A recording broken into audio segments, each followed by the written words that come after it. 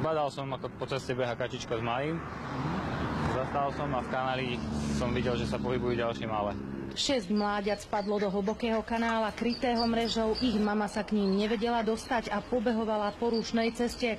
Všimol si ju okolo idúci vodič, ktorý neváhal zavolať hasičov.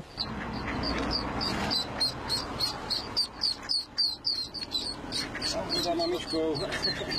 Moje, aké si rýchle. Upozorňovali odstavenými blikajúcimi autami okolo idúcich vodičov na to, že sa na ceste niečo deje, aby spomalili. Ďalšie mláďa uviazlo na druhej strane cesty. Hasiči liezli do kanála popri autách, ktoré cestou prechádzali. V premávke si tak museli dávať pozor aj sami na seba.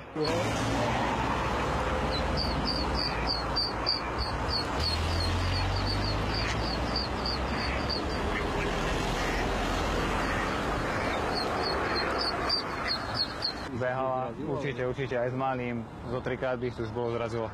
Kačacia rodina prešla z Hrona cez 2 dvojprúdovky plné aut. Hasiči ich naložili do vaku a odviezli späť k vode.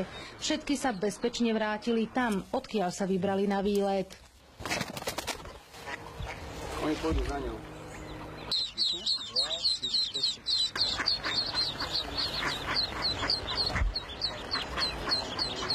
Z Banskej Bystrice Katarína Kováčiková, televízia JOJ.